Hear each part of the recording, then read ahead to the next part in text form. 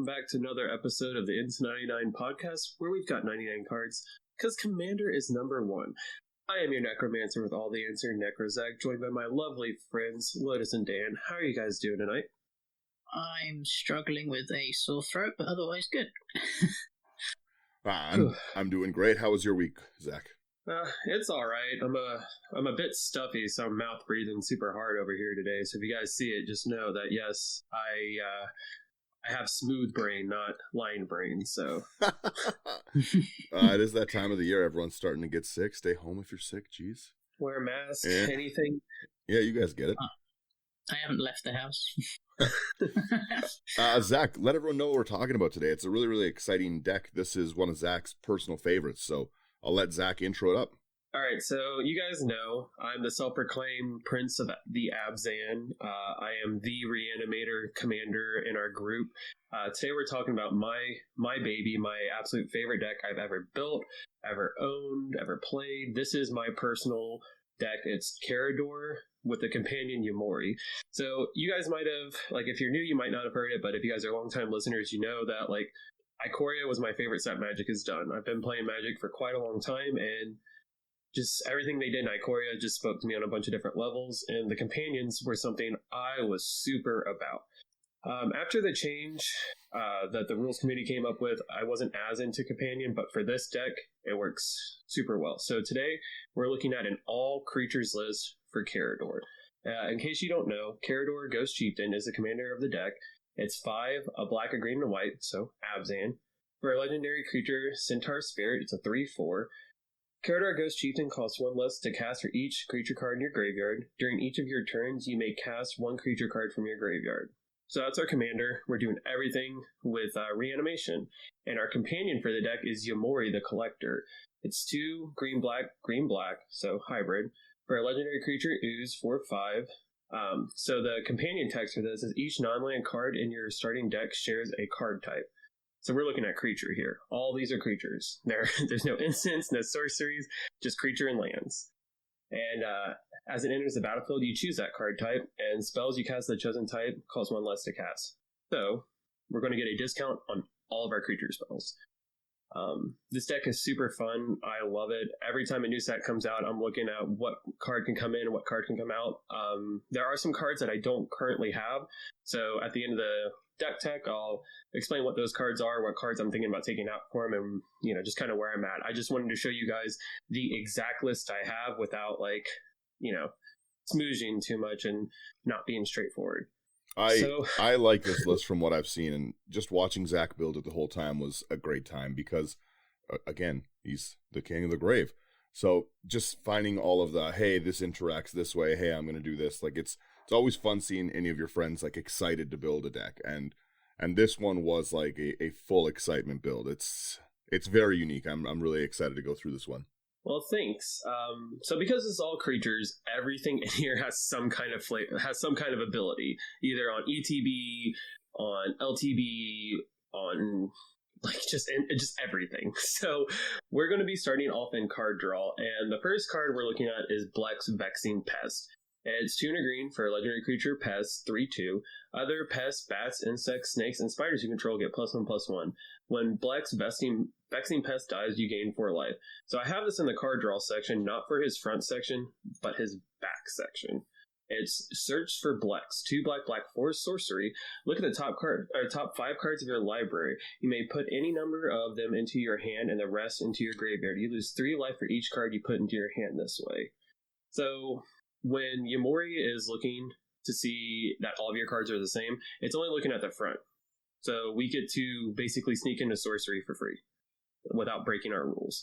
So I'm never going to play Vex. I'm only going to do search because even though I'm basically wanting to look at the top 5 and throw them away, I'm still getting to draw 5 deep and get cards into my graveyard to either make Karador cheaper to cast, or to get a reanimation target, or maybe a combo piece, or just a utility piece in general to keep my deck going and to keep up with other people.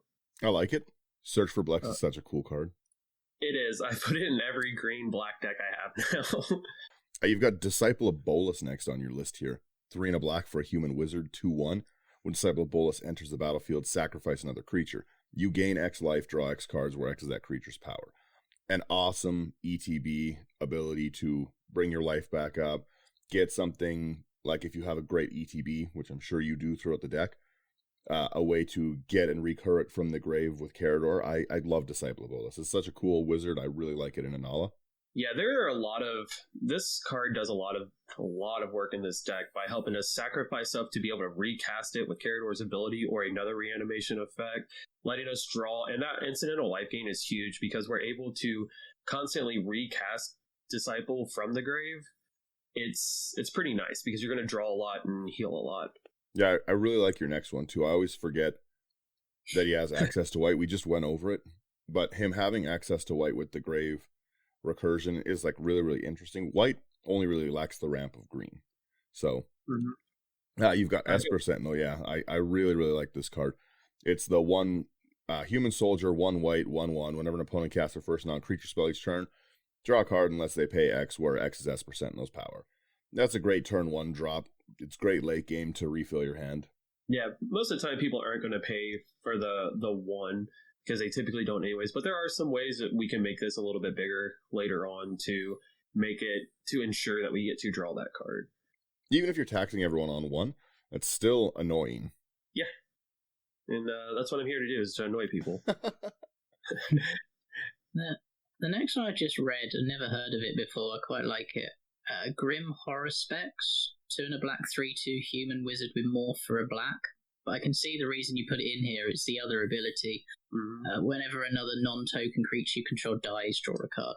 There aren't many tokens in this deck. I can make them in this deck, but primarily we're going to be sacrificing our stuff. We're going to trade, to blocks and all that good stuff. Even if our creatures die to something, like, this is going to allow us to constantly not be behind, but just kind of continue to get ahead. It's always good to die on the draw. Like, if we weren't all creatures, you'd want like a fecundity kind of stuff, but that's not what this is. This is all creatures.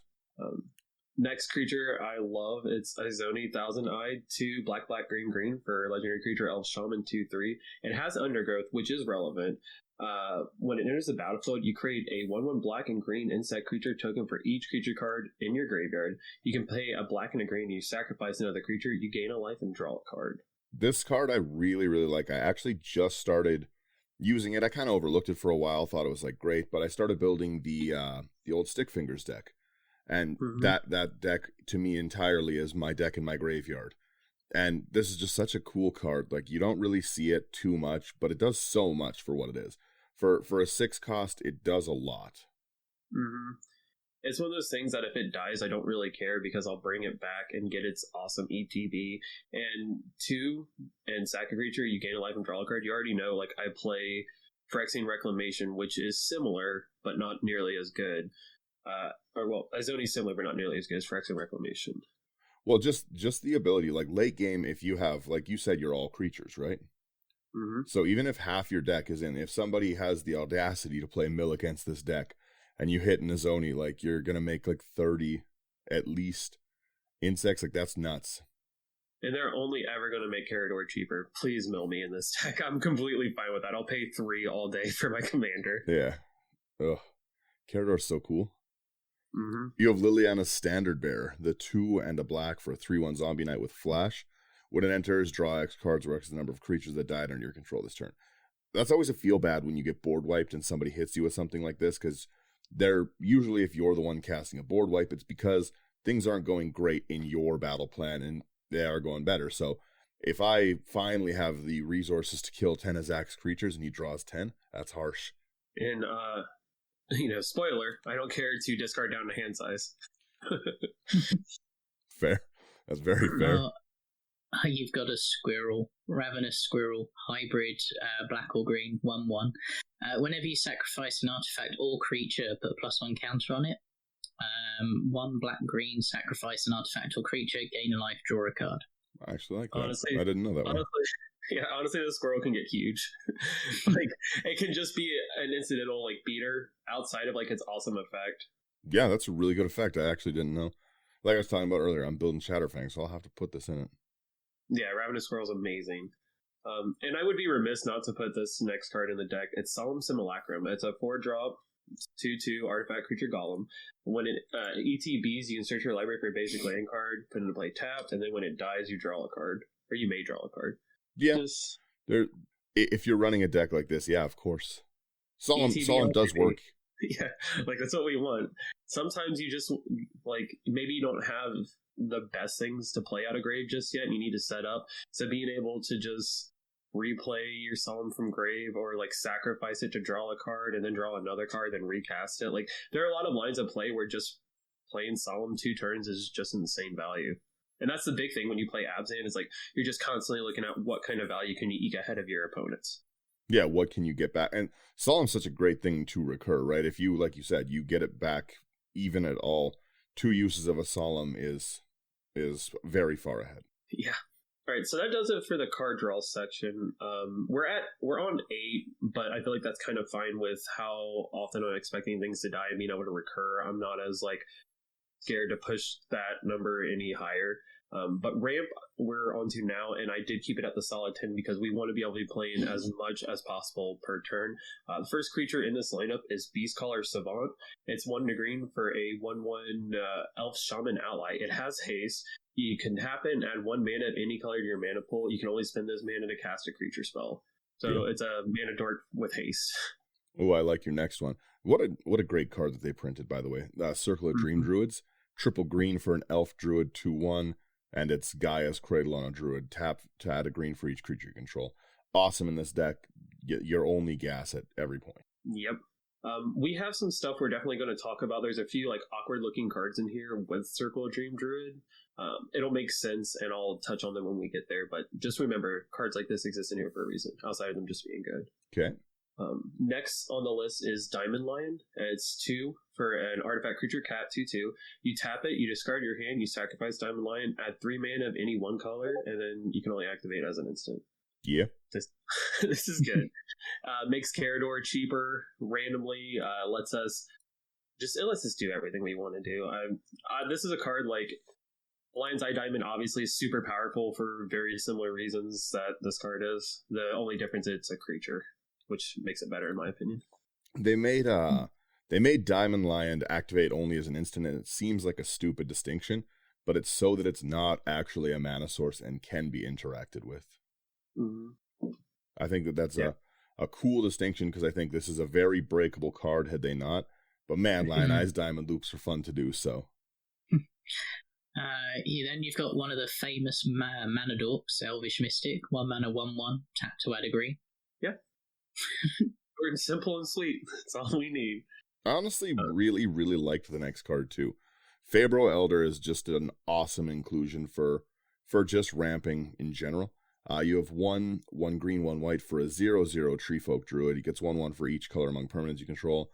Tap for each color among permanents you control. Add 1 mana of that color. So ceiling here, 3 mana on the 3, but I just love Fabro Elder. I think that it gives you such good color fixing. It automatically coming out, tapping for white or green. Love it.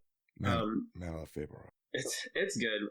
This next card I was super excited about. Every time I've read this card, I don't understand why it's not like a $10 or $20 card. It's Lord of the Forsaken. It's 4 black for a 6/6 demon with flying and trample. You can pay 1 black and sacrifice another creature. Target player mills 3 cards. So that could be relevant for us, right? It's doing everything we want to do.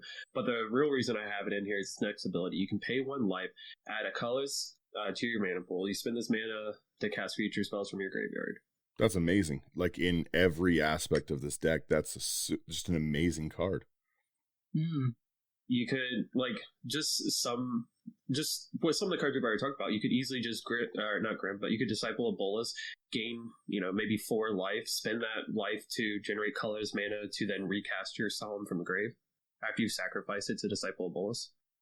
Well, and you do have such, like, an easy late game win. I haven't really looked through your mana base, but, like, do you have, like, a Cabal Coffers Urborg kind of thing? No. Okay, so good. But if you have, like, an Azoni and you make, like, 30 insects, you can just, like, mill someone's full deck. It's... So I do have an Urborg, but it's not in this deck. I'm getting an Urborg to put in this deck specifically, but not with Cabal Coffers, but with something else that I try to do. But yeah, that's kind of the thing. This deck can win on so many different levels and so many different angles that you just kind of never know, like, what's a combo piece, what's just like a utility piece. Lord of the Forsaken on his own, like, I can swing and kill something, or I can swing and do damage and then continue on my turn doing other stupid things. Well, and it's really nice that neither of those are tap abilities. You can do them whenever you want, so you're not held back by, okay, well, I can't attack with them. A 6/6 flyer at 6 flying trample, amazing stats on a creature. Its other abilities are just amazing for it. Like I said, I don't know why this card isn't more expensive than what it is. Every time I read it, I'm just like, it's like cool. Only like $2, $3. Yeah, that's pretty wicked. I really like the new Ornithopter, 2 Ornithopter of Paradise, 2 for a 0/2 flyer that taps for 1 mana of any color. I like this card. Yeah, it's just good. It pairs, like I said, with Lord of the Forsaken really well. I can bring it out of grave. Or if I need help fixing my mana, let's say that I need that double green because I need triple green for my Circle of Dreams Druid. Ornithopter helps me get there. Yep. Your next one really does too. It's a really fun filter card, the Orochi Leaf Color. The Snake Shaman for 1 mana. It's a 1/1. 1 green, add 1 mana of any color. I really, really like the ability. And with your Circle of Dream Druid's mana, sometimes you will need to filter that much green. Right. And that's kind of what I was talking about there. So I have Circle of Dreams Druid. I have Yavimaya, Cradle of Growth, and I have Gaia's Cradle in this deck. So being able to take that green mana and turn it into whatever I might need is super important. This guy looks very, like, out of place, but when you see it kind of all together, there have been times where I've just been like, man, I'm so glad I have this little guy to be able to generate the color of mana that I need to be able to do something. Honestly, Yavimaya is also such a good card. Mm-hmm. Yeah. They really they need to make a mountain one. Come on. I'm wanting a plains one. I want that so I can have that Urborg and a plains one in this deck and never care. That would be cool. I just want a mountain one to play Valakut. I'm a simple man. I understand. Maybe I can understand why no island, no high tide. I get it. I'm on board with you. But give me the plains and the mountain. Come on. Next card is tried and true and deserves to be an evergreen deck. It's Sakura Tribe Elder, 1 and a green for a 1/1 Snake Shaman. You can sacrifice Sakura Tribe Elder. You can search your library for a basic land card, put it in the battlefield tapped, then shuffle. I love Steve. Everyone does. Like, in this deck, it does a bunch of dumb things because it's recurable. I can block sack before it damages dealt. Like, it LTB. Just everything. I really like that card. It's I really learned how good it is seeing it in Marin decks for the first time. Like, it's good in green decks, but in decks that can bring it back, it's really good. Mm-hmm. Same thing for the next card. Yep. Yeah, Wood Elves, 2 and a green, 1/1 Elf Scout. When it enters the battlefield, search your library for a forest card, put that onto the battlefield, and shuffle your library. And note, it's forest, not basic forest, but just forest. So that's why. Triomes. Have they got the Abzan Triome? Yes, they do, in Daltha Triome. Yeah, so you can grab that, or any of the shocks. So that's why it costs 3, and it's worth every mana. So that's my ramp section. A lot of ETB and tap effects, which is kind of what you would expect for an all-creature deck. Now we're dealing with my interaction section. There are a ton of different interaction like cards in this deck because you kind of have to. We're doing all creatures. So I've searched through a lot, and I don't know if this is the quote-unquote perfect interaction section, but it's the interaction section I'm super happy with. So top of the list is Archon of Cruelty. It's 6 black for a 6/6 flying Archon. When it ETBs or attacks, target opponent sacrifices a creature or planeswalker, discards a card, loses 3 life, you draw a card, and you gain 3 life. Yeah. So much. Yeah, it's real good. And honestly, 8 mana for it is perfectly fine. You have Archon of Justice, too. That one's a rough one. 3 double white for a 4/4 Archon. Flying, when it dies, exile target permanent. That one is really, really rough if it starts looping or recurring. Kind of like the next... I believe he's an Archon as well. Yeah. It is. Ashen Rider. Go ahead, Lotus. 4 white, black for a 5/5 Archon with flying. When Ashen Rider enters the battlefield or dies, exile target permanent. Yep. Exile target permanent's rough because, like, I understand most people would use it to be like, I'm going to get rid of what's a threat on the board. Like, hey, you have a Smothering Ties and everyone's drawing a lot. But I'm a bad person and I'll hit your land colors. I've played games where my spells kept getting countered and I got annoyed with it, so I started exiling the blue producing mana. Yeah, so you get it. You're not going to let me play my Sakura Tribe Elder? You're going to wish you did. Not everyone has a great comeback to having like their land base crippled, and it's really funny to see people lose the colors. We my meta again, very degenerate people, but we've been playing with it's a Bob Ross deck basically. It's all about changing the colors of everything and watching how people have no answer to like their cards becoming like a reality twisted reality or reality twist, whatever one it is. It's got cumulative upkeep. It makes like your plains tap for forests, your forest tap. It's so funny to just watch people try and piece together what it is. I love that card. I own most of them and I'm still tempted to build it. It's a funny deck, but yeah, again, I'm a bad person. Zach is a more fun person. I'm saying Zach's a more fun person. Then I'm like, and then we have Aven Mind Sensor. Zach, who are you? I like to tutor. Aven Mind Sensor, 2 and a white for a 2/1 bird wizard. Flash flying. If an opponent would search their library, that player searches the top 4 cards of that library instead. I've had somebody hit me with this when I'm doing like a Nylia's intervention and I'm searching for 10 lands, and they're like, hell yeah, buddy, search the top 4. Whoo! Then I'm mad for the night. So I have to make it very clear. Typically, I don't play very stacksy, but this is an all creature-based deck.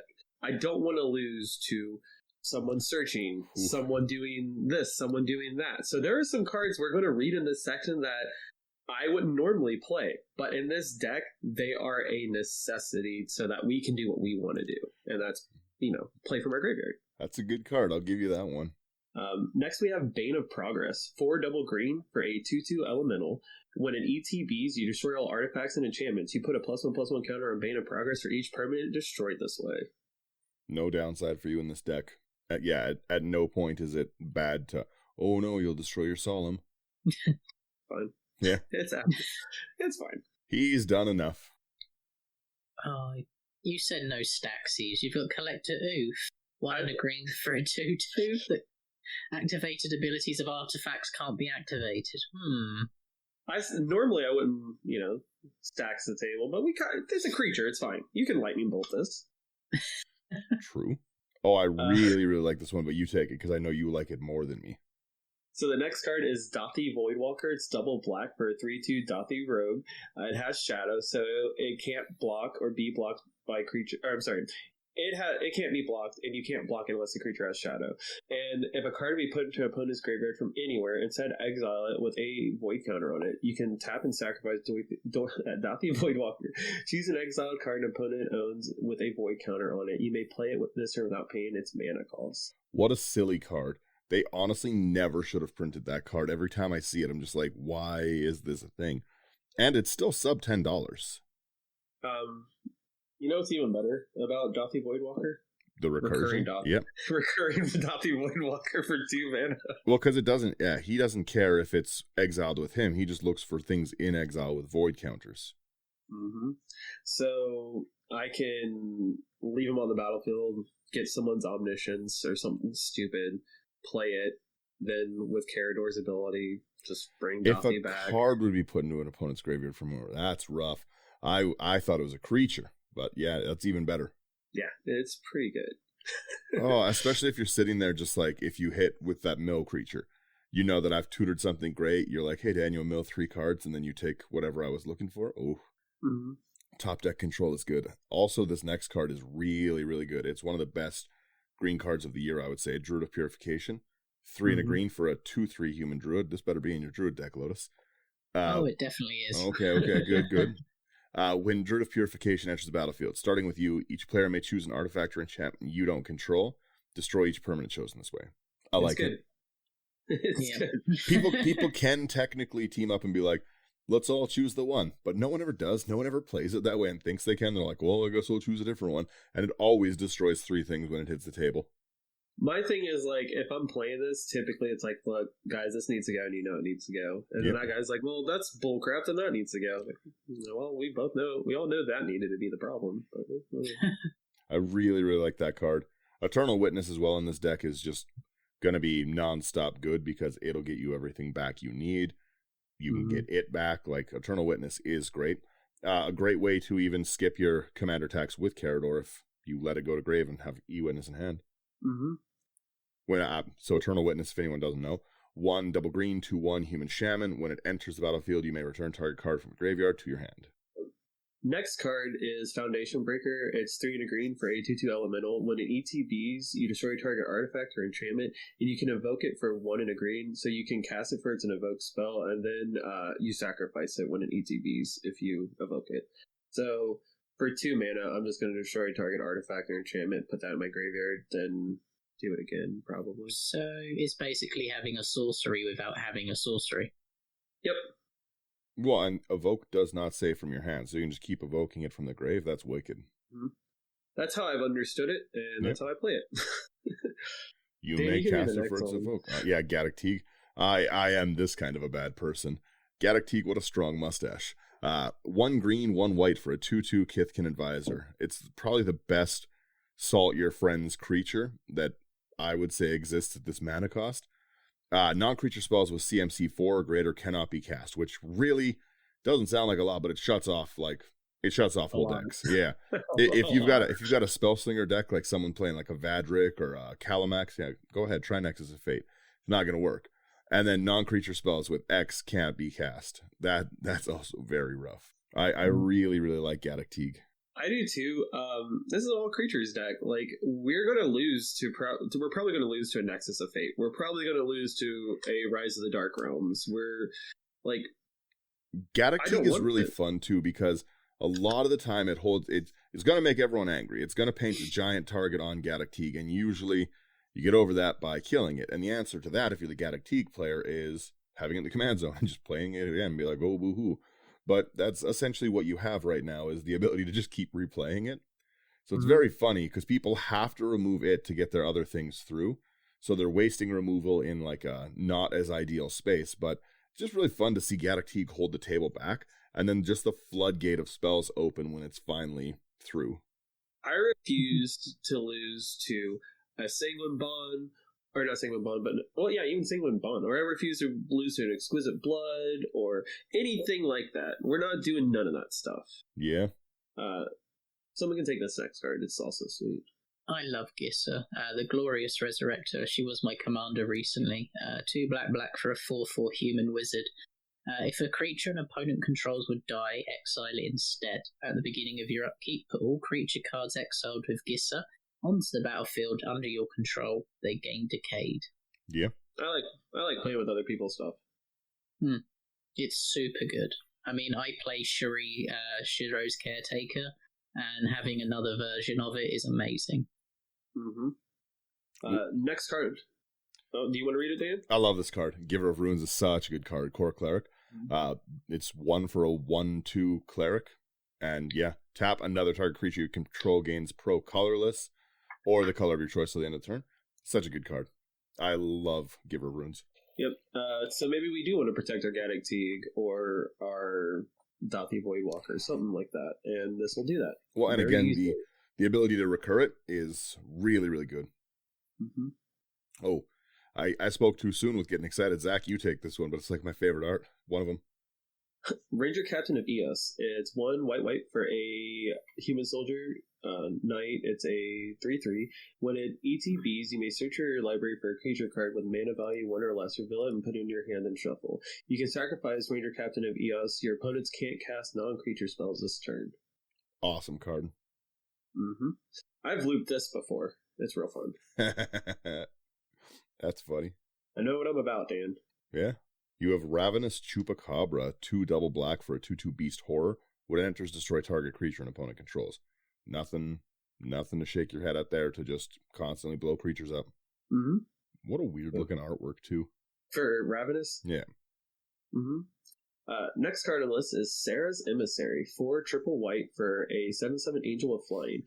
As an ETBs, you choose a card type. You and creatures you control have protection from the chosen card type. Yep.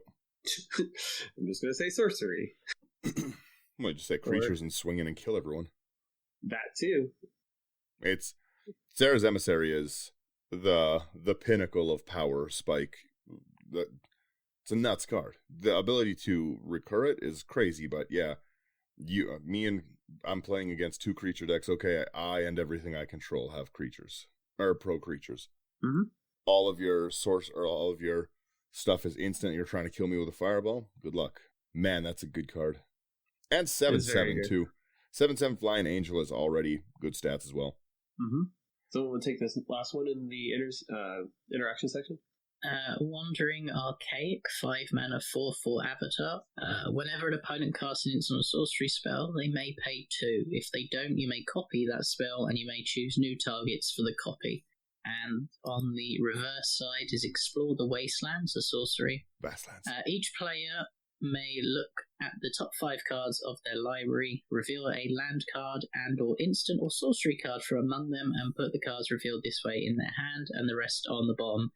In a random order, each player gains 3 life. That's 3 mana. But I doubt you'll ever cast that side. Nope. I want Wandering Archaic every single time because this is such a fun card. Wandering Archaic's awesome. We're not playing instants or sorceries, but now we might be. Yeah.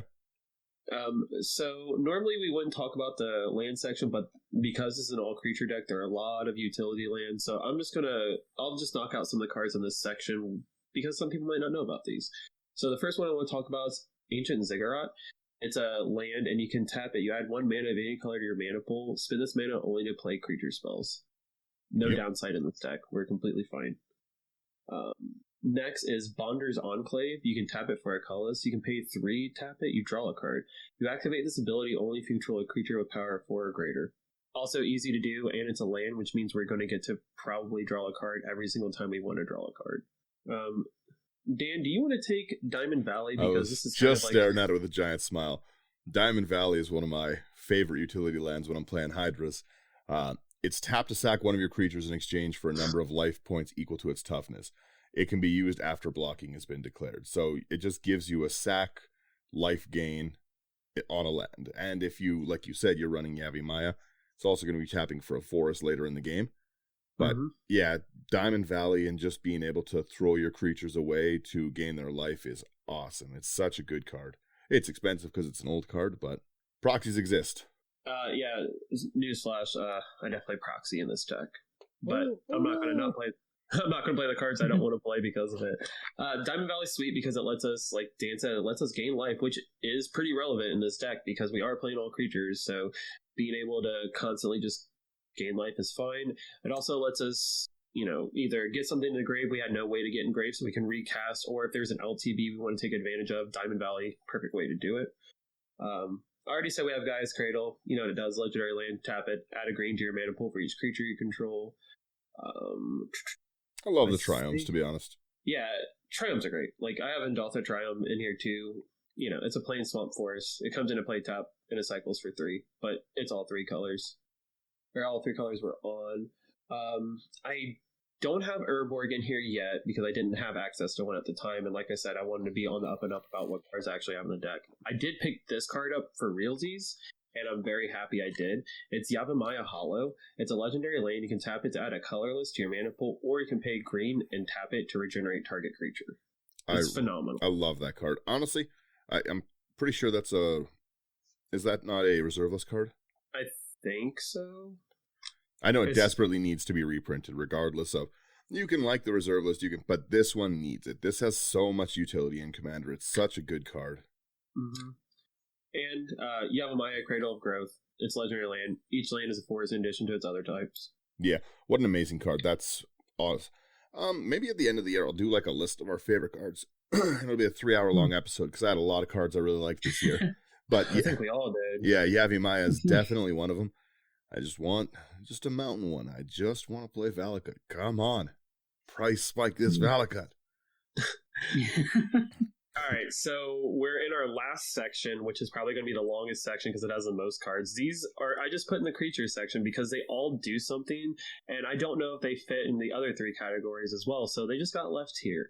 And at the top of our list, starting off, is Carrion Feeder. It's 1 black for a zombie. It's a 1/1. It can't block, but you can sacrifice a creature to put a +1/+1 counter on Carrion Feeder.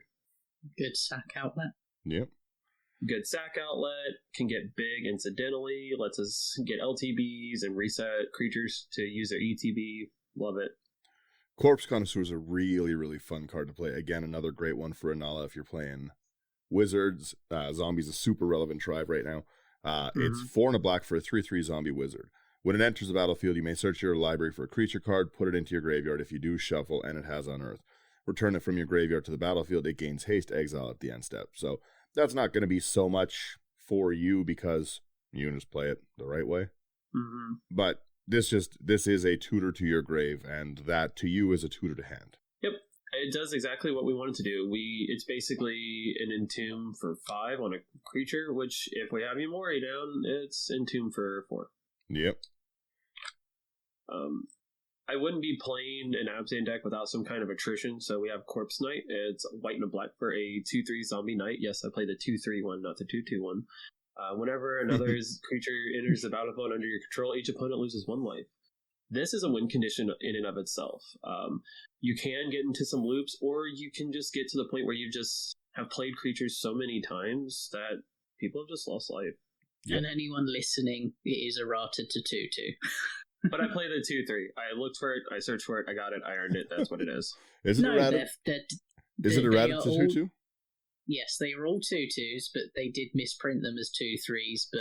But the card says what it says, Lotus. So does Companion. I have only let's play it that way then. I have only the brain power to read what's printed on the card. It's not my fault if you don't know it. Look, if we ever sit down, even if I'm not playing my Karador deck and someone's like, oh, I have a companion deck, can we play it like it was intended? Yeah, play it like it's intended. I don't care. They pull out Lutri. Lutri's banned, but I'll still let you play your Lutri if you want. I have a Lutri commander deck. I have a lot of banned commander decks now. I'm becoming a commander deck outlaw with the way they're banning things. Keeping up with our attrition-based stuff, we have Cruel Celebrant, also a white and a black for a 1/2 vampire. Unfortunately, it was printed as 1/2, so all we have is 1/2s. But when it or another creature or planeswalker you control dies, each opponent loses 1 life and you gain 1 life. Once again, you can get into loops here, or maybe you're just like playing the deck as it's intended, and you're just constantly sacrificing creatures and bringing them back. So Cruel Celebrant just kind of gets us there. Generally, when you're playing Magic, you have to do a pros and cons. You have to say, is it worth swinging because I'm going to lose my creature and stuff? Is this trade worth it? Is Lotus going to block with something important enough for my creature to die? But when you have like a deck that's focused entirely on the ability to recast from the graveyard, that threat assessment entirely changes, right? So Cruel Celebrant and all those like attrition-based ones, like you said, they just become suddenly so much better because you don't really care that much. Like, short of somebody slapping down a Drannith Magistrate early in the game, you're going to just continue to steamroll through them and recast your creatures. And, spoiler, if somebody plays a Drannith Magistrate, usually like the weakness is that it's going to hold you in check, but you're all creatures, so you're just going to swing at them until it's dead. Yep. Right? Or play a Ravenous Chupacabra. Yeah. Well, and then the next card is like a great example of ways that you can swing at someone who's annoyed you.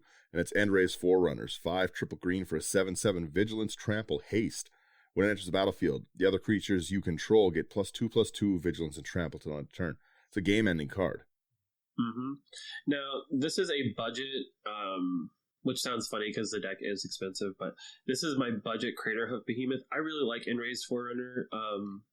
It has a lot of, keywords on it, which is always fun, and I think the Vigilance is really cool. The +2 is what it's in here for, but just being able to give Vigilance and Trample, like, if our Carrion Feeder has been left alone and suddenly it's a 11/11, like, now it's a 13/13 with Trample. Yeah. Craterhoof's good, but... overlooked. Yeah, Craterhoof's good, but not everything has to be Craterhoof and Cyclonic Rift, guys. There's other ways to build decks. Mm-hmm. Trust me, I do it. I really like Endray's Forerunners. Mm-hmm. I also really, really like the next card, but I would be remiss if you didn't take it, Zach. So we can't play Birthing Pod because it's an artifact, but we can play Fiend Artisan. It's a hybrid green-black for a 1/1 Nightmare. It gets +1/+1 for each creature card in your graveyard. You can pay X in a hybrid black-green. You you tap it, but you sacrifice another creature. Search your library for a creature card with CMC X or less. Put it onto the battlefield, then shuffle your library. Activate this ability only anytime you can cast a sorcery. That's a really powerful card. Yeah, it's really good. On its face, just its stats alone are generally pretty nuts. I've never seen it come down as like a 2/2. Every time I see it hit the board, it's like an 18/18. It's always huge. And then, yeah, just the ability to throw it, because you got to remember, it's pumping itself when it hits the grave, the creature it sacks. Like, it's a good card. Yeah, it's always checking for cards in your graveyard.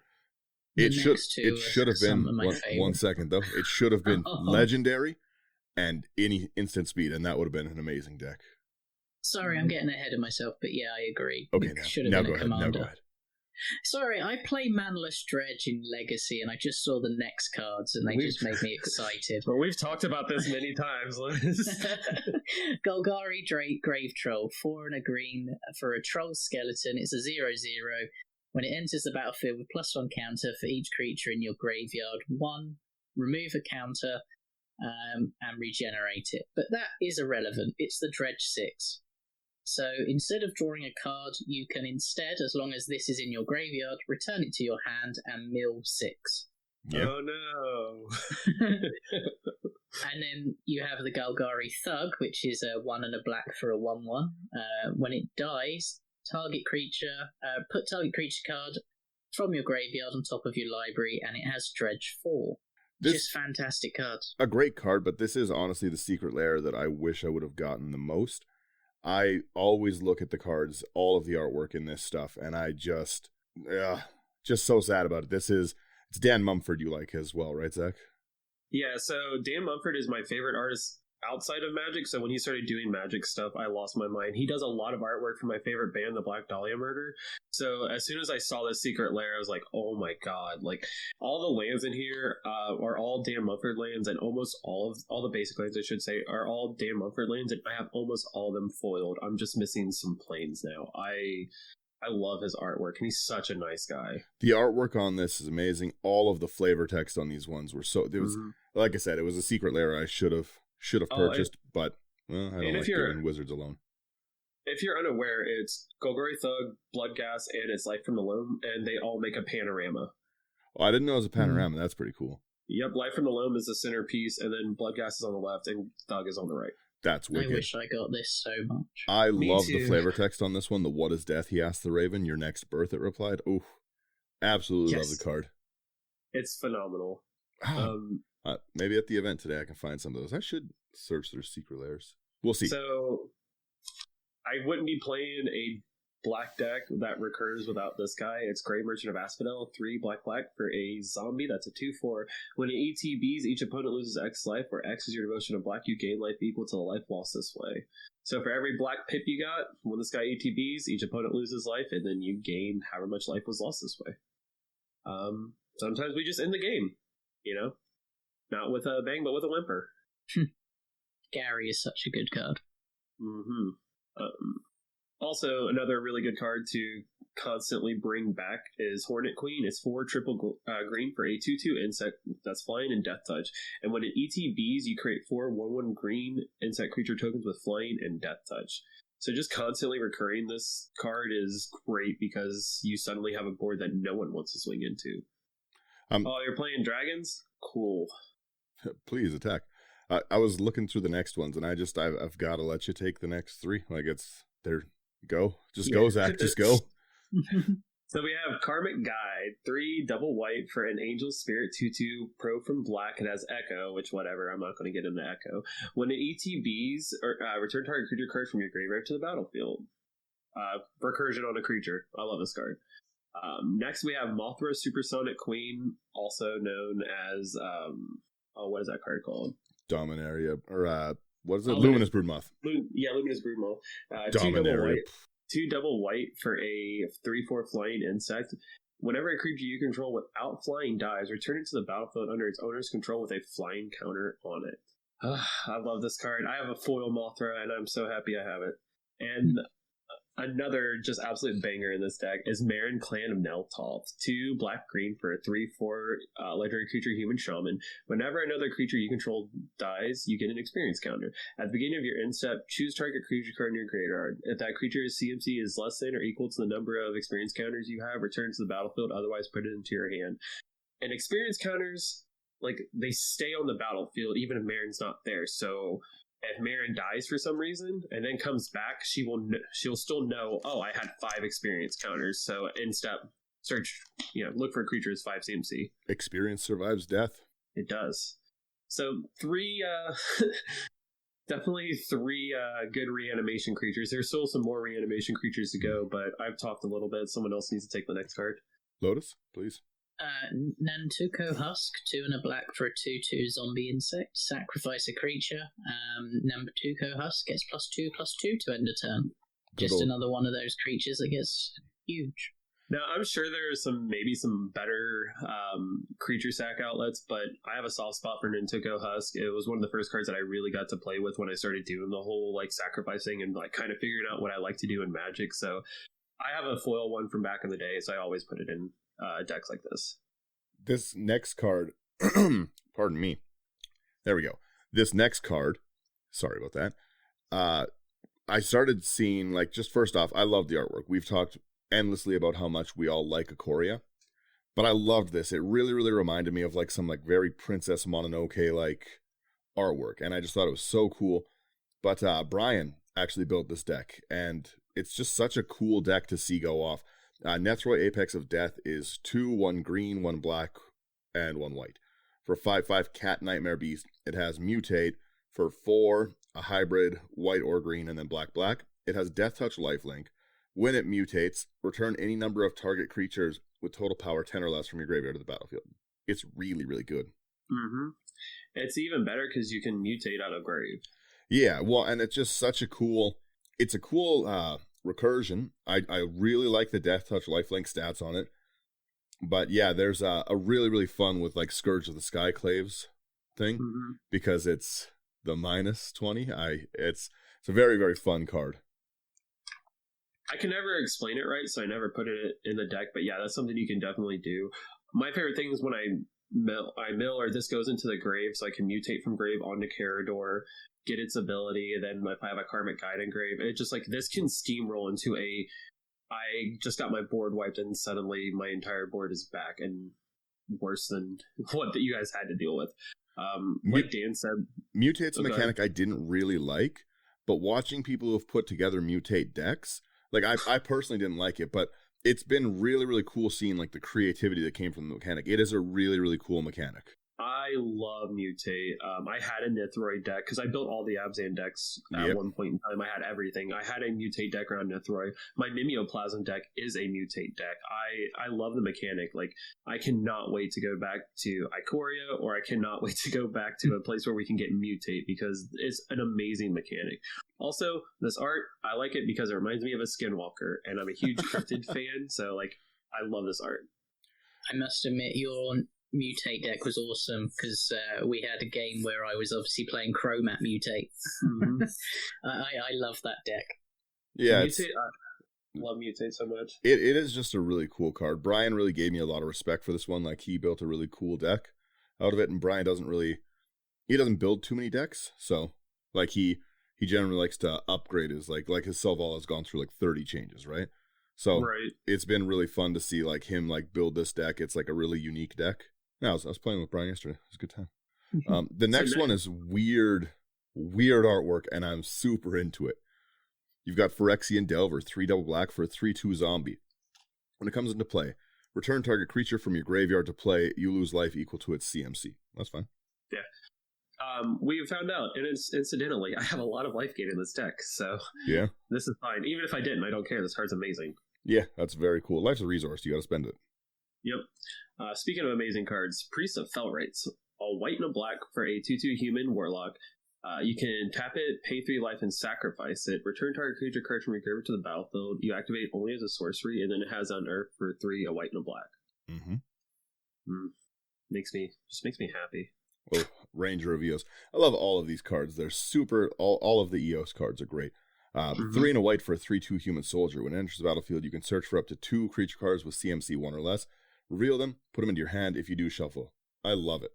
You have a lot of good cards at that cost, like your Mother of Runes, or not Mother of Runes. Yeah, Giver of Runes. Yeah, the same thing, but yeah, except can hit herself and the colorless. Yeah, but Ranger of Eos is just a really fun one. Yeah, there are there are a lot of targets in this deck. When we get to the end and I talk about some of the cards I'm missing, there's a card I think I might replace Ranger for, but we'll get there in a minute. All right.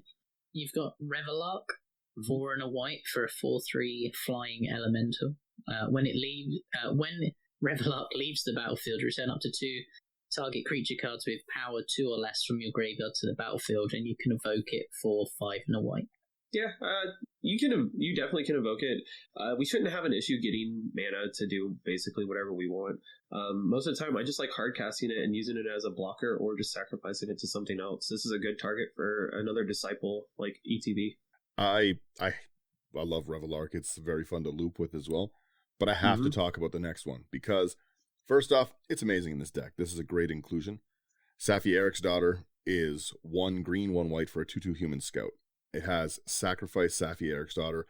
When this creature's put into a graveyard this turn, when target creature's put into a graveyard this turn, return it to the battlefield. So it will get you your ETB trigger. It gives them like a pseudo indestructible. I really, really like Safi, but the reason I like it so much is because of Hans. And Safi and Hans function like they have partner. And if you don't believe me, well, you're wrong. So they're like my favorite, like, again, I keep talking about like these illegal deck pairings. And I love playing Safi and Han together. They're like such a fun one. They're so on flavor for lore. They should have the partner. Anyone who won't let you play it that way doesn't like fun. But again, there's no right or wrong way to play. But in this deck, back to this deck, Safi does so much because you can bring it back so easy. This is nothing to get back. And the ability to just have it constantly protecting whatever's important is so good. Safi does a lot in this deck. When I see a hand that has Safi in it, like I automatically keep it because I'm like I'm fine. I'm okay. A phenomenal reprint from this year too, by the way. Like it was so good. Like it was a pricey card for a while. It was. I kid you not. When this came out, because I like the art better for this one, anyways. Me too. When this came out, I went to 2 of my LGSs and I bought them out entirely of this Safi specifically because like I needed them and I didn't have them, so I went from having no Safis to like almost 20, and I've used all of them. Yeah. Jump into this next one. It's a very cool inclusion. So we have Sigarden Savior. It's 3 white for a 3/3 angel with flying. When it ETBs, if you cast it, return up to 2 target creature cards with mana value 2 or less from your graveyard to the battlefield. So it's a cheaper Sun Titan with better evasion, I guess. And with how Karador functions, we'll probably want to cast this card to get back like a Safi. Get back. It is cast, not cast from hand, yeah. Yeah, so get back a Safi, or get back maybe a Priest, or even like a Corpse Knight. You know, like there are a bunch of really good targets because I have a lot of very low cost creatures in this deck that do a lot of great things. So being able just to cast them, get them back is good. Yeah, and then you great segue straight into Sun Titan. Mm-hmm. 1 more mana, so 4 and double white for a 6/6 Vigilance. But this is when it enters the battlefield or attacks, which people keep forgetting, I've noticed. They always forget the on-attack trigger. Yeah. You may return target permanent with mana value 3 or less from the graveyard to the battlefield, so lands, anything. Mm-hmm. It's great. I've used Sun Titan so many times to just extend my plays and extend my turns. Because sometimes, like, I'll attack with Sun Titan, I'll sacrifice Safi, to make Sun Titan. When it dies, it comes back. I'll sacrifice Sun Titan to something stupid like an Intisco Husk. It comes back. I get Safi back, and then you can just do that like as much as you want. I also like the flavor text: a blazing sun that never sets, and then you read Terminate, which says all suns must set, and it's just Sun Titan being annihilated. And then there's the animate dead art from Graveborn that is Sun Titan being animated back to life as a zombie. I want the secret lair should have been the Grave Titan that was actually Sun Titan. That's what I want. Yeah. I know I have the younger brother of this card, or younger sister of this card, I should say, in the interaction section. I could have put this one there, but it's here, whatever. It's Timeless Witness. It's 2 double green for a 2/1 human shaman. When it ETBs, return target card from your graveyard to your hand, and it has Eternalized for 5 double green, so it comes back as a 4/4 black zombie creature token, I believe, with the same effect. So it gets bigger. But just having just having multiple like redundancy is what's really helping this deck to continue to move forward and continue to progress forward. So being able to get your stuff back more often is really good because, you know, sometimes we do have a situation where we need to cast something. This next one is super, super good from the new set.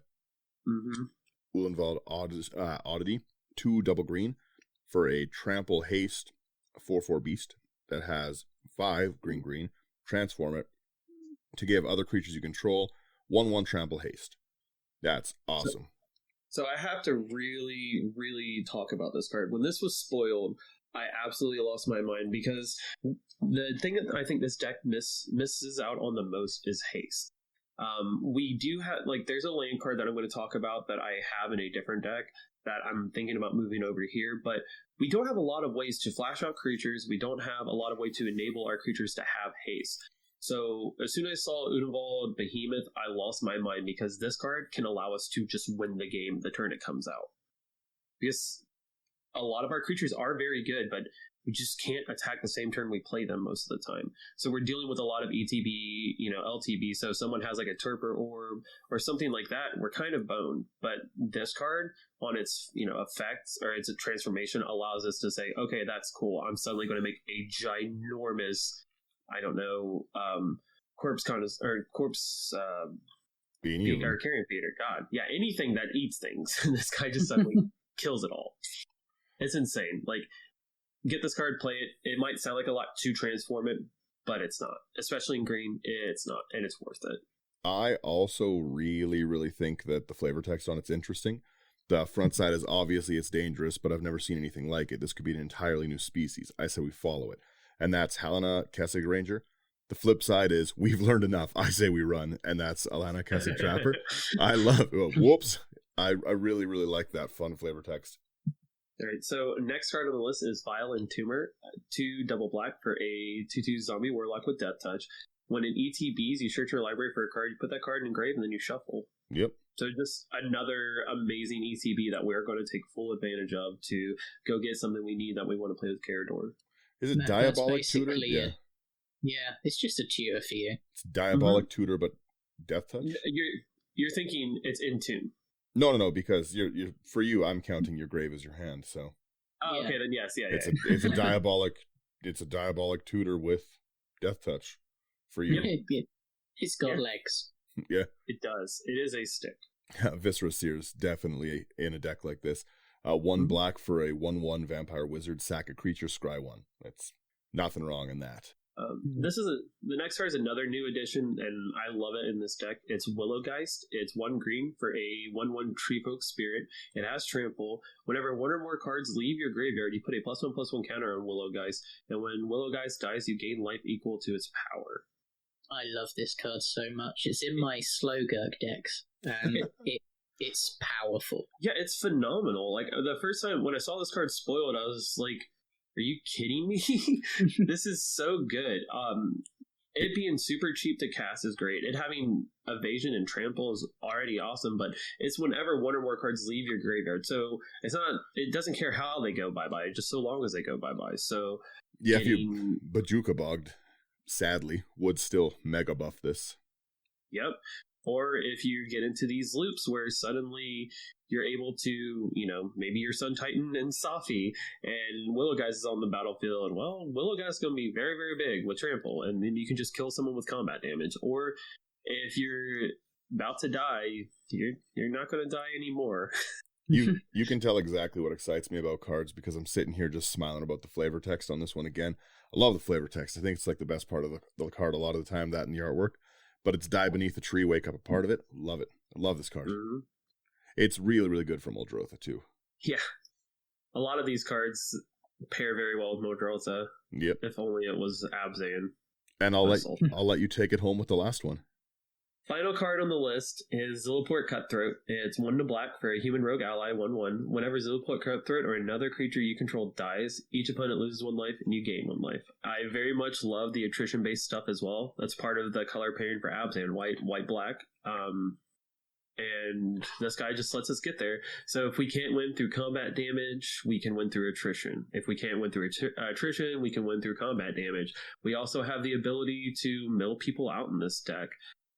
we can certainly win with commander damage as well. You can mutate Nethroi onto Karador, and suddenly our Karador is a 5/5 with Death Touch and Lifelink, which isn't anything to scoff at. Like that's a clock. And do you really want to block a Death Touch creature that I can just bring back? It's not a good trade. No.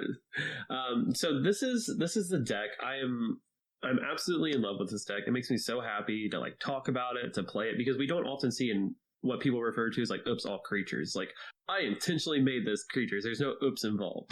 Yamori makes, then you have to think too, when Yamori's on the battlefield, it makes all these creatures cheaper, and Yamori can go to the graveyard. It doesn't get exiled or anything, so we can recast Yamori from the grave to continue to make our game plan that much cheaper. There are a few cards that I was talking about that I don't happen to have at the moment, so I just kind of want to go over them like fairly quickly, because I wanted to be, like I said, straightforward with you guys. Let me see if I can pull it up real quick. So the first card is Winding Canyons. It's a land, and you can tap it for a colorless, but you can pay 2 and tap it. Until end of turn, you may play creature cards whenever you could play instant. So it gives your creature spells flash, essentially. I have this in a different deck, and I haven't moved it over yet, but I think I'm going to, because we're playing all creatures. It's another utility land that I think would just be absolutely phenomenal here, where we can just kind of get that like pseudo haste type thing, right? Like keep up our mana, play all of our stuff at the end step before our turn. We go to our turn, and suddenly like we have a board state where we can swing with our Sun Titan, or we can swing with something, an Archon of Cruelty, or something that we want to be able to get multiple attacks off the same turn. The Winding Canyons is one thing. I would probably just remove like a basic land or one of my utility lands that aren't as relevant. Another card that I would like to put in is Recruiter of the Guard. It's 2 and a white for a 1/1 human soldier. When an ETBs, you may search your library for a creature card with toughness 2 or less, reveal it, and put it in your hand, then shuffle. I would probably remove the Ranger of Eos for this card, because it's obviously Recruiter's cheaper at being 3 instead of 4, and it's going to hit a lot more of our stuff. We do have a lot of really good creatures that are cheaper, and Ranger does let us get 2, but I want more of like my, not necessarily combo pieces, but more of my utility pieces in Ranger. And the last card that I just haven't had time to pick up yet, that I think would be absolutely insane in this deck, is Vizier of the Menagerie. It's 3 and a green for a 3/4 Naga Cleric. You can look at the top card of your library at any time. You may cast the top card of your library if it's a creature card, and you can spend mana as though or any color to cast the spell. So this just, once again, if our graveyard's already our hand, why not make the top of our deck our hand too? And it's mana fixing, because all of our spells are creatures, so might as well just get there a little bit further. Mm-hmm. Yeah. I definitely agree with that one. Yeah, there's also, I've thought about getting Prowling Serpapod. It can't be countered, and creature spells you control can't be countered. It's a creature itself, and it costs 3. I have it in my book, and I've like looked at it a couple times, but I don't know that I care if my creatures get countered, is the thing. Yeah, if they want to blow through their counters for that, then you'll just recast them. Oh no. Yeah. So that's where I've been with that. So those were the 4 cards that the 3 cards I know I want to add, and then one that I'm like on the fence about. But I love this deck. Like, the thing that makes me so happy about Abzan is that it does so many different things. Like, there are a lot of color combinations that do a lot of things, but I don't know how many. Like, I built every Abzan commander. There's reanimation. There's +1/+1 counters. There's token decks. There's mutate decks. There's so many things that you can do, and this is just another thing that you can do where you just make an all creature deck. Like, it's so much fun. And if I've taught you anything today, let it be known that creatures are so powerful now as opposed to where they were. And there's literally a creature for everything that you want. You just, sometimes have to make a little bit of extra wiggle room to get there. Well, and you're at a really good, your curve, your average cost 3.6. That's in a green deck, nothing.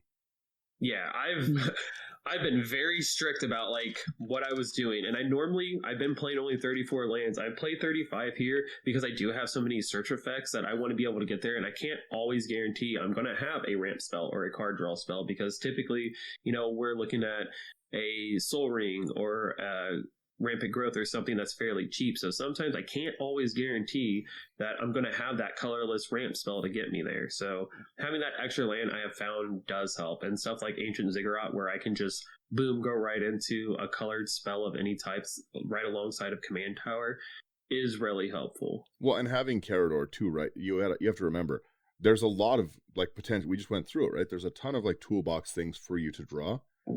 But you'll have the things in your grave too, right? So you want the mana to cast, ideally, like you're going to cast from hand and from grave in a single turn. And that does really add up with mana. Like you don't want a super low base. Like you said, it's not like you're like stocked full of rocks. There's no mana crypt or anything in here. Like you stuck to what you wanted to build.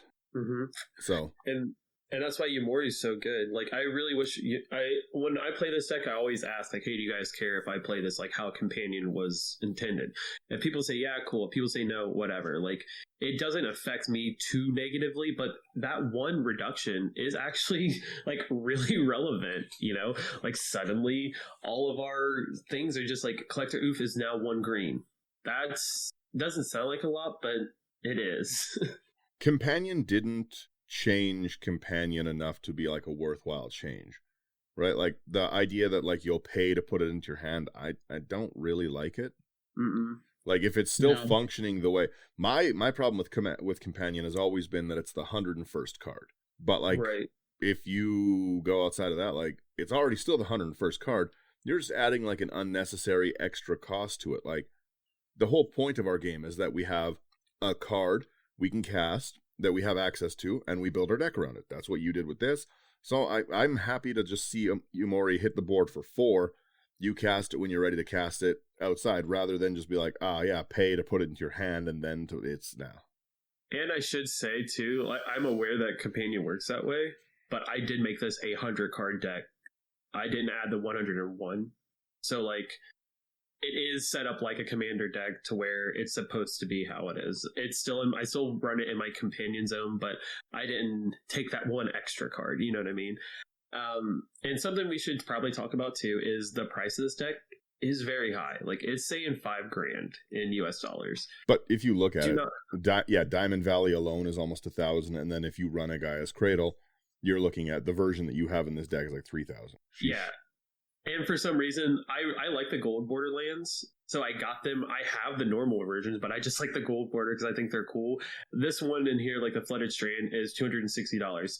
I paid $5 for mine, but do not let this price like scare you. I don't have a Bayou. Like I have a proxy Bayou that I got from Cabal Coffee because I think it's beautiful, and I want to play this deck at a reasonable level. Like I'm not getting to play with all the stuff that would make a normal, I think, commander deck fine, So being able to hit my mana like I'm supposed to, being able to hit the colors that I need is important. So I am running, like, my duels. All my duels are proxies, aside from the actual, shock lands, because I had them. My hollow I got for a good price. But do not let this price scare you. I picked up a lot of these cards just over time as well. So, like, my Mothra is a foil Mothra. Like I got it at a good time, and this is my favorite commander deck. This is my favorite commander ever printed. So I always try my hardest to like make this deck as pretty as possible. So when you're going through it, when you're seeing me play it, you're like, oh dude, that's that. Like, yeah, I know, isn't it great? Well, and I'll say it again too. Like I don't pretend your proxies are real ones. Like I don't really like the like exact replica proxies, but like yeah, if you just have like you said, if you have like a done up version, or even I've seen a few people start to make the, the blacked out lands that just came out. They've been making like duels of those. I think those are super cool. I just want to play the game, right? I don't want people to, unless you've played the game for like your whole life, you're not going to go out and buy these. Like I have a huge collection. I will never go and buy like a Gaia's Cradle at $3,000. I could win the lottery tomorrow and I still wouldn't do it. I have them because they're old cards, and I don't expect anyone else to. Like I don't think that you should like have to do that if you want to play like a similar card. I just want to play games with my friends, right? We're not betting on anything. The if your card's real or not isn't going to change if I'm having fun, right? Like, if you're being annoyed and you have like a super, like, it's all counter spells deck, the proxies in it aren't what's annoying. It's that your force of willing me, you know, like, it's that. So like you said, yeah, the land base is pretty high, but short of that, like, your creatures are very, very attainable. There's a ton of utility in them, and yeah, like, and this is just the list I came up with, right? Like, I did what I like doing. I like reanimating, I like toolbox decks, and I like attrition based decks. So this is that. And like, I did play some pretty salty creatures. You don't have to do that by any means. I just think it's funny. And like, I don't want you to eke out value if I can't eke out value. And I did mention it, but I do want to show off, like, these are the lands that I got from Cabal Coffee. There's my Diamond Valley, there's my Zachs Cradle, and my, like, kind of borderless dual lands. If you guys aren't following Cabal Coffee, please do. Like, amazing content, amazing guy. Like, his proxies are phenomenal. They're very good quality. And like Dan talked about, like, you can tell those aren't real Magic cards, but also, you know. That's one thing. Like, I everyone knows that I'm the judge, and even I say proxies, not counterfeits. Yeah, well, that's exactly what you just said, right? Because there is a difference. If you make like a full out replica that's meant to look and try pass off as a real one, that's like a real feel bad, because that's how newer players, they think they're getting a good deal, and you sell it to them, and it's like, you know what, like, this guy was really nice, he was helping me out, he sold me like he sold me a Gaia's Cradle for only $300, like, because he wanted me to get into the game, and you're like, oh man, right? Yeah. So I like when they're distinctly different. I just like that, and I just like to play. But yeah, anything like, if you ever see any of those, like, Wish has a bunch of them, like, they're like just straight out normal proxies, just write proxy on the back in a big Sharpie, so no one's ever confused. If anyone's ever like, oh yeah, well, it's this, just be like, hey, see, it's not real, don't worry. Yeah, something to distinguish them from that. Yeah, I've got a Gaia's Cradle, and it was given to me as a present, but in a sleeve it's unidentifiable from an actual card, so I just wrote fake in permanent pen on the back. Yeah, that's what I mean. Like, something. I don't want them to accidentally get into the market. Yeah, anything to distinguish them as like an actual fake. We could talk about like proxy and proxy etiquette for a long time, but there's so many great artists right now who are just making super, super cool versions. Like, lots of people make like full art versions of the dual lands and everything like that, and even do what I've suggested many times, like, just talk to your play group and go pick up like the Call Time Snow duels and just be like, I'm playing these as real duels, guys. You know, while we're at it, I just want to go ahead. If you're not, follow Cabal Coffee, follow Beyond the Machinima, follow Pyrexia. Can't think of anyone else off the top of my head. Gosh, Atomic Ashes does great stuff. Atomic Ashes. Follow all these people, because and Bento Box Ben, or just Ben now. All these guys are amazing artists. They're also they're great in the community. They're great, and they deserve love and affection for what they do, because it's phenomenal. I'm blown away by the creativity a bunch of people have. Like, it's so cool to see the versions that they have. Like, I love alt art, because that's the one thing about the Godzilla lands in not Godzilla lands, the Godzilla reef sleeves. Mm-hmm. It showed us that like Magic has kind of gone beyond that, at least for our format of, you can play whatever artwork you want, right? If you want like some like anime version of it to sit in your command zone and just still be the same functional one, people don't care about that. People are like, hey, like, that's really cool. It's Commander's a game about self-expression, right? So we're really getting off topic here, but it's so nice to just see people just play the game, because that's what I want to do at the end of the day, is play the game and stuff, right? And just, I think what Zach was doing, like, being just straight out honest of like, listen, you don't have to buy a Diamond Valley to play this. Like, you don't need a Gaia's Cradle and stuff. Just go out to have fun and stuff. Talk to your play group. This deck would still be fun. We're not really off topic, because like, I was going to say this too. There are a couple cards that I forgot to fix, but if you go through this and look, almost every card I have in here is the exact copy of the card that I have in my deck, because this is my baby. This is my absolute favorite deck. So like, these are the cards I run. Yep. Yeah. And it's going back to what you said, Dan, about just playing for fun. I'm super excited to sit down at a game table with Ikoria Mutate, Lord of the Rings, Walking Dead, and what's the new one? Stranger Things or the Warhammer one. So many different universes coming together to play one game. We're all there to have fun. Yeah. Who cares what the cards look like? I've let people build a My Little Pony commander. I don't care. I just want to play Magic. Yeah, that was me. Yeah, I just don't care. I've seen so many people be like, "Hey, can I do like the Dinobots one?" I'm like, "Yeah, let's just play Magic, build a deck." The mechanics are the same. If someone's excited to play like a custom commander, like unless your custom commander is it's 1 mana, it taps for 7 mana and lets me tutor my deck. Like if you build like a reasonable custom commander and you ever want to play it, shoot us a message on Instagram and I will load up a game with you. I'll have a great time playing it, testing it. If you have like an idea that you want to be like, I wanted to play a morph deck, but there's only Kadena for morph, so I made this. I don't care. I'll just play Magic. I just like to play Magic.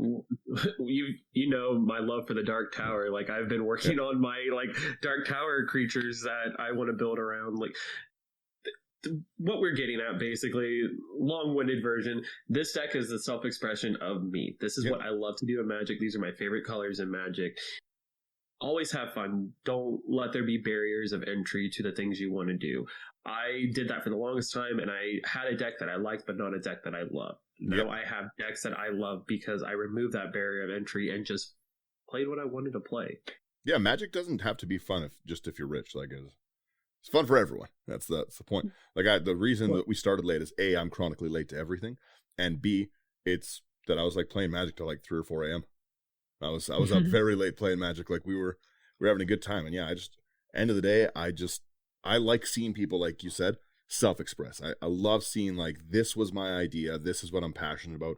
I love seeing people's like weird, like, hey, I put this together so that it functions like this. And like that, the demon we were talking about, the Mill 3, that'd be like a super interesting win con to be able to, I put a draw trigger on the stack and I'm going for a lab man win. And you just mill me before the lab man's out or something. Like I really like seeing like different cards, different play styles, right? Well, exactly. It's that famous saying that we keep saying, I want to play against your ability, not your wallet. Yep. Mm-hmm. I'll tell you right now, I'll throw my wallet at you. I will actually go out and buy some cards because I can't afford them. There's some pretty cards in this deck, and I love sitting down because I get happy. I mean, you can see the look on my face right now if you're watching this. There's so many cards where I've just been like, man, I worked so hard to get this stupid Mothra, and I'm so happy. Yeah. All right. Yeah, let's wrap it here. Thanks, guys, so much for listening. Zach, you can let them know where they can find us. You can find all of our content on intothe99.com. That's your one-stop shop for everything us. That's merch, that's articles, that's episodes, that's YouTube content. You can find all of our socials there. If you're not already following me on Instagram, please do. I'm at Necrozach. That's Nekrozach. I post a lot of card games on there right now. I'm obviously super into Magic, but recently I've gotten into MetaZoo and Flesh and Blood and Pokemon. So follow me on my journey to become the very best at card games ever. Lotus, you want to tell them about Brewing It Live? Yeah, we have a special guest, Tika's Dragon, coming on the 27th at 8 p.m. GMT for a special episode of Brewing It Live. Nicest, sweetest person I've ever met, by the way. Yeah, I'm looking forward to it. We haven't got a commander, but give us suggestions, we might do it. And then just follow us on Instagram, Lotus Bloom MTG. Thank you guys so much for listening. As always, have a great week. Abzan's the best color ever. That's 3. Yeah, I said it's the best color ever. Bye. Bye-bye. I'm done. I know what I'm about.